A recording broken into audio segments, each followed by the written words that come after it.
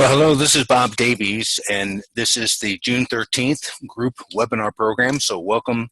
I'm sending this out in advance because I'm going to be on the road speaking out of town on the 13th, and I won't be able to do the call live.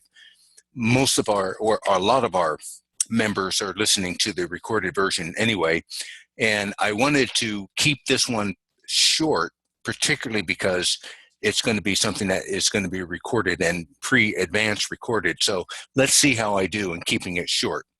So some announcements, and first announcement would be that this is again our first call for the webinar for June. The next one, mark your calendar, is June 27th. So you've got plenty of time in between. You're going to be getting this before June 13th, so you've got lots of time in between to make contact with me, to reach out, send me any concerns, any questions that you have. And so here we are, and today's concept is going to be about presetting outcomes and why. And also another announcement, and as you probably are aware of now and you've been receiving these, I am recording the daybook to give you another option of how to participate with that. So you can read it, you can listen to the video that I make for it, or do both. And it's going to be, even though I'm doing the same material in the video that's in the book, since I'm doing it on a video, I'm verbalizing and making some comments that will be in addition to what you're reading in the book. So, okay, so let's jump in for today's call. And here we are, June 13th, if you're viewing this then, you're halfway through the year. Time flies like an arrow, doesn't it? Fruit flies like a banana, I have to say that. But anyway, time just flies by. And we need to capture time, and we need to evaluate how are you doing this year at the midpoint. And so what adjustments do you need to make? Now, I want to talk about the commitments and commitment level. So let's jump right into that. And everybody falls someplace in terms of how much commitment you have to what you're going to accomplish this year in your health, in your business, in your personal life. And also, you fall somewhere on this continuum from 0 to 100% in terms of how much energy and how hard you're willing to work. So you might have a high level, you might have a low level, but here's what I know for sure. All of you fall someplace in this continuum of commitment. And so what I want to look at is I want to look at a definition of what elite performance is. And I remember that I was speaking once in Canada for Remax, which at the time was the country's #1 real estate franchise. And they brought up on paraded across the top of the stage their top producer. This guy, this person did 16 million when the average was 1 million. And I wouldn't have brought that guy up on stage because he did so much better than everybody else. I would have used a different criteria. Because what about that housewife, that part-time housewife, that single parent who said that she was going to do 3 million and she did 3 million? What about her? You see, comparing people isn't relative. It isn't relevant, I should say. So here's what we know. You might have a low-level commitment. You might have a high-level commitment. But regardless of how high or how low your commitment level is, here's what's in common. You have some level of commitment. This person, a single parent, housewife with children, has this level of commitment and this level of circumstances, and the other person might have, that top producer might have this level of commitment. So to compare them, they don't have the same set of circumstances, they don't have the same life.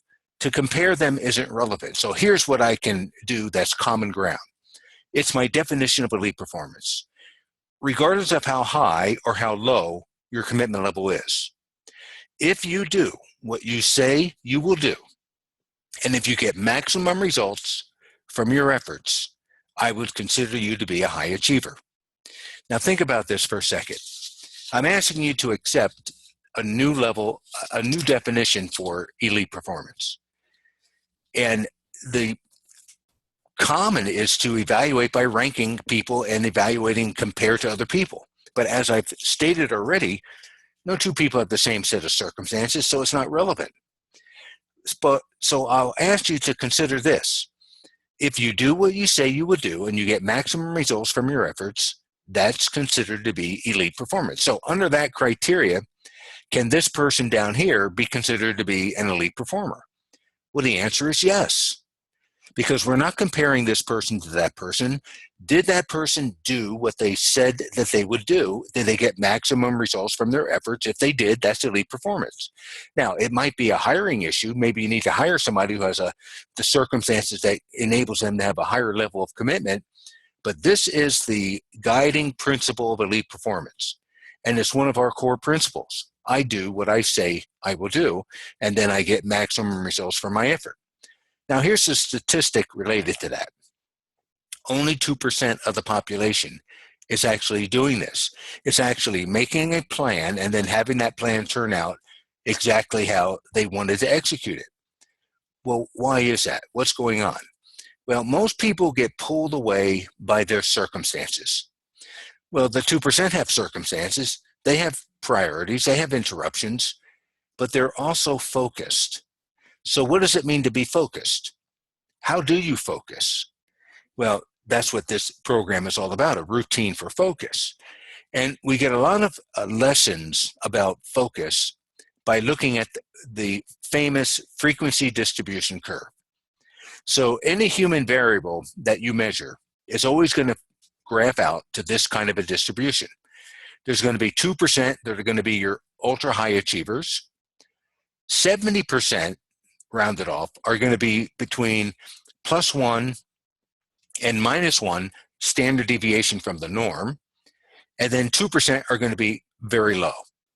So you have what I refer to as the 2-7-2 rule. No matter what the human variable, measure IQ. 2% are out here 160 and above. 70% are between 90 and 110.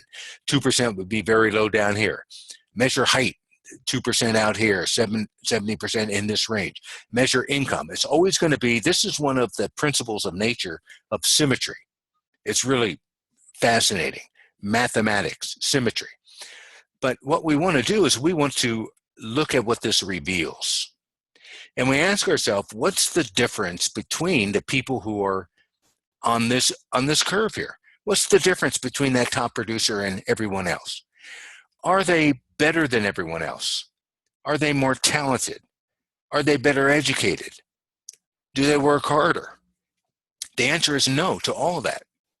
Calvin Coolidge is famous for having said, education is not the difference. The world is filled with educated derelicts. Talent isn't the difference. The world is filled with very talented people who are very unsuccessful. What's the difference? The difference really is one word: habits. Habits. That's the difference. Good news too, because you can control, you can change your habits. Now, when we look at that bell curve, I remember I was speaking to an investment group, and this one of the people in the audience was telling me about how he would go into a house during the day and do some maintenance, and the tenants were home, and it was 2 o'clock in the afternoon, and they still had a frying pan on the stove. They were unkempt. They were not doing anything productive. They had lard in the frying pan, and you look at the habits of what they had, of how they lived. Those habits would produce these results. You look at the habits of the average people, and those habits produce average results. And the same thing with the elite performers. So what is it that the elite performers do? Now, I have had an opportunity as a college football coach and college wrestling coach to be around some people who are the best in the world at what they do. And I remember that when I coached Jeff Blatnick won the gold medal in Greco-Roman wrestling in the 1984 Olympics. When I was in graduate school, I was Jeff's coach. And I really say that I was his coach, but the reality was he was really my coach. he was already the best in the world when I was working with him. And I learned from Jeff. What did I learn? I learned how he approaches tasks, how he approached his study, how he played football and wrestled, and I coached both of those, how he approached practice, how he prepared himself, how he took care of his body, how he approached the match or the game in football. What was he like?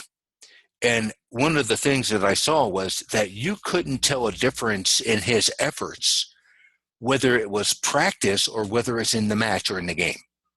He was all the way in all the time. Now, he had rest. He took time off. But when he was on that mat and was doing a drill, and he also had this kind of a mindset. He never once said, well, who are you? To me, you wrestled 1 year at Rutgers. What makes you think you can coach me?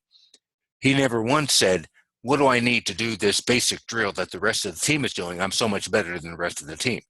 That wasn't his attitude. His attitude was this: I know I'm good, and I know I have weaknesses, and I need to improve on those weaknesses. He was motivated to grow. He was motivated to be better than he was. And then you look at the kids that I coached at Cal State Fullerton who went on to the pros. Mark Collins played for Detroit in a Super Bowl. You look at Damon Allen, Marcus Allen's brother, who is very well known quarterback in Canada. He was all Canadian Football League up there.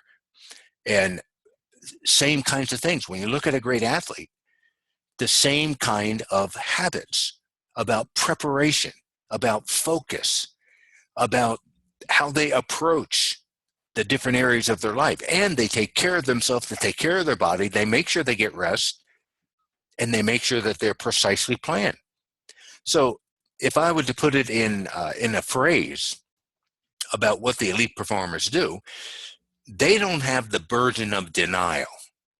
When we look at the attitude is absolutely the key, because these people share that attitude in common that results in elite performance. These people share an attitude in common that results in average. And these people share an attitude in common that results in poor performance. And just to look at this a little bit further, the bottom producer's attitude is one of being a victim, one of blaming, one of an outward focus that these things are happening to me. They don't take responsibility. The average point of view is one of denial. I'm doing just fine. I don't need help. I'm doing fine. And then the elite performer's perspective is, I know that I have weaknesses. I can't do it by myself. I need to compensate for my weaknesses. I need help from others. I need coaching. You would think that that would be the point of view of every aspect of this bell curve, but it's not. And so if I could put it in a phrase, what the elite performers do, here's that phrase. They preset outcomes in advance with some method of reinforcement and support.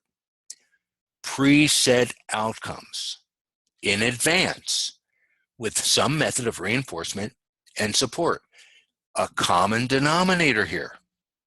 So if you look at what I ask you to do in our routine, I ask you to get up in the morning. I ask you to read a page of the day book or watch the video, or both.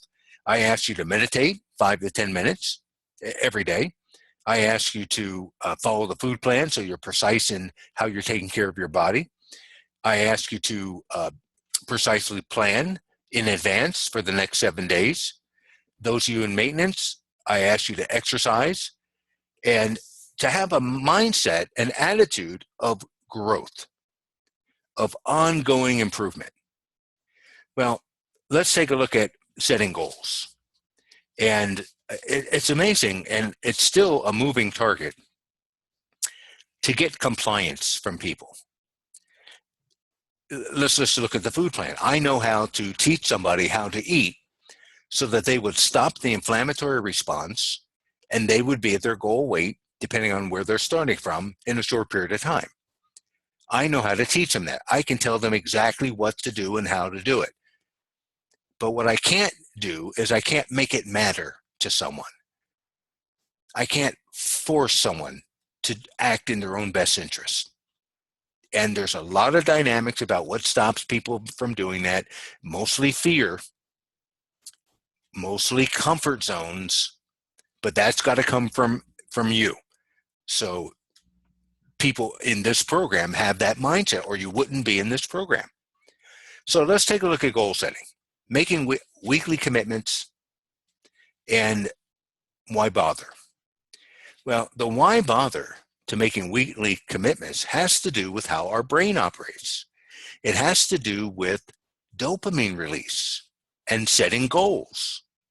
Now, it's important that I bring this out because, or point this out, I should say, because setting goals is what we're doing by Sunday night. And I invite all of you to send me a copy of your goals, particularly if you're using the online program, or send an email. Public declaration. First of all, the human brain is bombarded by 400 billion bits of information. Now that seems overwhelming, but we have 100 billion neurons. Each individual neuron is capable of tens of thousands of interactions. Now, the brain is this filtering filtering organ. We can't possibly be bombarded and pay attention to 400 billion bits of information. So most of what we experience is not conscious. We have an area in the brain called the reticular activating system, about the size of your pinky, in the base of the brain. That is the beginning of this filtering activity of the brain. And so when you set a goal, when you declare, these are my commitments, this is what I give my word I will accomplish over the next 7 days. Now you influence the reticular activation system. You influence your brain and your attention, because now you're tagging something, and you're likely to find an opportunity to get that activity done, particularly if you're adding accountability to it. So let me show you what's happening underneath the cranium here when you set goals. It has to do with dopamine release. What is dopamine? Dopamine is a neurotransmitter. How the brain operates, here's one neuron, it's called a synapse, and here is another neuron, the dendrites. These represent receptor sites. And the way that a neuron, the brain communicates, is electrical impulse stimulates the release of chemicals. And so these chemicals are picked up and then causes an electrical change and another action potential. That's how our brain communicates. Now, dopamine is a neurotransmitter that feels good. It focuses your attention. When you have a dopamine release, you are ready to take action. And let's look at this. Now, here's the thing about dopamine. Dopamine is released in the pursuit of the goal, not in the achievement of the goal. So if you have an activating signal, this is referred to as signal tracking. You have a cue, and when you get a cue, you get a release of dopamine. You're doing the work, you still have a high level of dopamine. When you hit the target, you do not have a release of dopamine. Dopamine is this feel-good chemical that gets released in anticipation. Dopamine gets released to have you go and do the activities that you need to do, but the actual achievement doesn't give you pleasure. It's the anticipation, it's the pursuit of the activity, of the end result. And what's interesting is, if you were to have intermittent reinforcement, the dopamine release would spike like crazy because of anticipation. This is what happens in Las Vegas. There's a chance you're going to win, and you think maybe this is going to be my time, but that anticipation is what feels good and gets you addicted. Same thing with obesity addiction, flour and sugar. And so knowing this, it's the signal that triggers the release of dopamine. So Show someone, let me come back to that. Show somebody a picture of nature. There's no dopamine release. Show them a picture of a hamburger like this. This was done by Nora Volkow, who is really known for her work with dopamine and dopamine receptor sites. This was done on 60 Minutes. Show someone a hamburger, and this is a functional MRI of the brain, the lighting up, the nucleus accumbens in the limbic area of the brain, lighting up with dopamine. Anticipation. So what does this mean to you? It means that when you are presetting your outcomes at the beginning of the week, you're setting yourself up now to feel good. You will actually feel good by setting your goals, by declaring activities that you are going to accomplish. And it's one of our coaching commandments is WIN, win the day. What's important now? Win the day. What would need to happen for you to have this week be a great week? Yeah, you have to identify that. Once you identify that, you put the neurochemicals into action. Now, this makes sense. It favors survival because dopamine has guaranteed survival by making the behaviors necessary pleasurable. It feels good to eat, but you don't get that release with the accomplishment. You get that release with the pursuit of it. Dopamine is not about achievement. It's about the pursuit. And so you set this up. You set up your physiology with your plan for the next 7 days. Now, let's talk about something very important about that plan. Needs to be very specific and short term. Now, I know that you've all heard about setting long-term goals. Yes, I'm a big believer in long-term goals. One of the things in my one-on-one coaching that I always have is a conversation about how much is enough, what are you building, why bother? People have got to look at how many more years do you want to be working and what kind of passive income do you need to have so you can retire without financial stress. So I'm always going to be looking long-term. I have people do 100-year legacy. That means they're heirs. But we're always going to come back to right now, very short-term and very specific. There was a study done where they noticed who sticks with an exercise program. And again, in order to model success, you need to find out how successful people are running their nervous system and then duplicate that. If one person can do something, everyone can do it if they just understand how they're doing it. And so what they found was, if you ask somebody, why do you exercise? And they said, well, I want to live longer for my grandchildren. That person wasn't likely to stay consistently in an exercise program. But if the person responded, I will feel better today, I'll have a better day today if I work out. Now, that's a very specific and very short term. So it's always, we're playing around with instant versus delayed gratification. We got to have both, excuse me, but we're more successful with the instant. And so short term. And this is what stimulates the release of the dopamine. So as you know, I have had shoulder surgery. Here's a specific example of this. This is my brand new shoulder. I'm so excited about this. Look at this. This is what it was like before the surgery. This is an MRI. If you see, there's no space. This is bone on bone. When you have bone on bone, you get calcium deposits. I was in constant pain. Just by, now they recreated a joint. They shaved all this off. They created a space. I've got a plastic receptor here. This is a titanium head, a metal rod in there. You know, it's the pain is immediately gone, and because they got rid of all this stuff. But anyway, I want to go. As you probably know, I am a skydiver, so I want to go skydiving again. That's me right there. This is really fantastic, right? I want to go skydiving. I want to go jumping out of an airplane. However, when I pull my parachute, I have got to be able to go full extension. I don't know if you can see this. I need to be able to do full extension with both arms to reach up and grab my steering lines. And also, I need to be able to have about 30 pounds of a pressure pulling down to be able to stall the wing and land. And I'm not there yet. I can't extend my arm fully.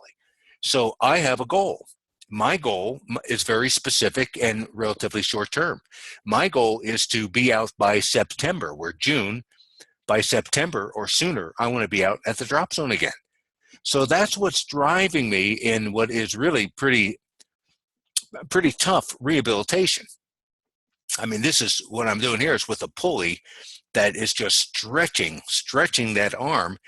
And you got to be consistent with this. But I have a sight. My sight is on that particular goal. I've got dopamine released. I'm highly motivated.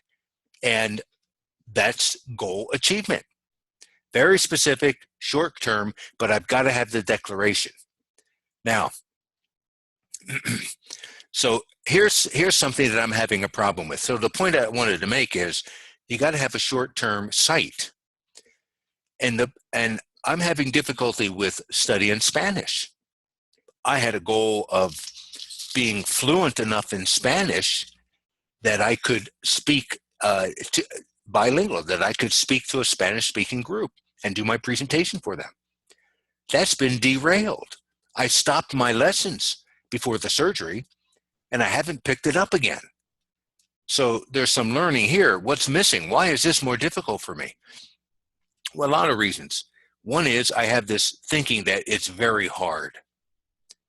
And anytime you have an activity linked to pain, you get a different area of the brain activated. So when I start thinking about making contact with my tutor again and getting lessons scheduled, the anterior cingulate area of my brain gets fired on, which is the pain center. My brain sees taking Spanish just like being in pain. And I don't have something specific. I don't have a specific group that I'm going to be talking to that's Spanish speaking. And so it's more vague, and hence I have poor performance there. Now, what's the fix? The fix is to make a decision and then have accountability. Well, that brings me to the next point.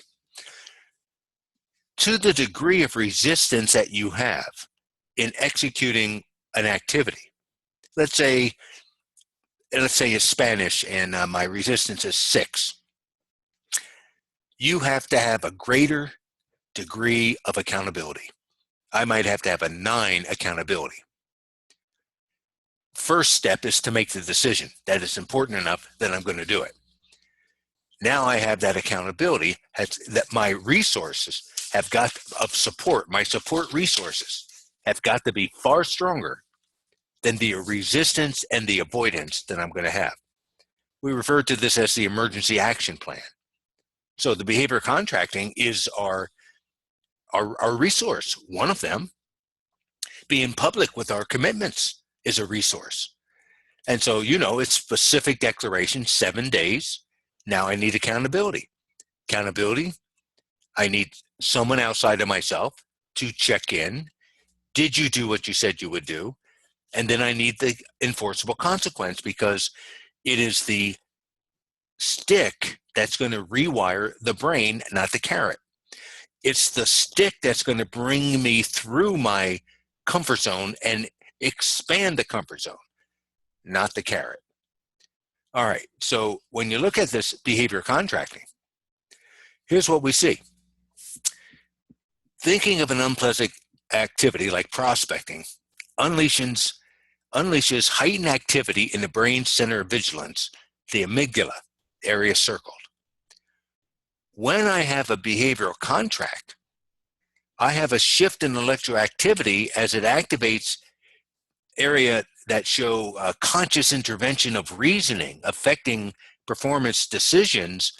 I get cortical activity. I get activity in the frontal part of the brain.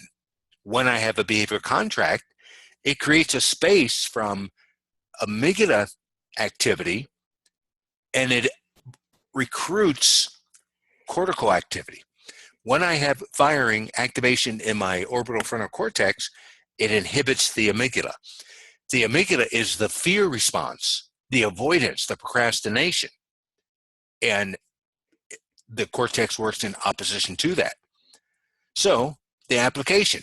Now, I'm not sure when you're going to be listening to this, so it's either your due date is either going to be, well, it's 7 days.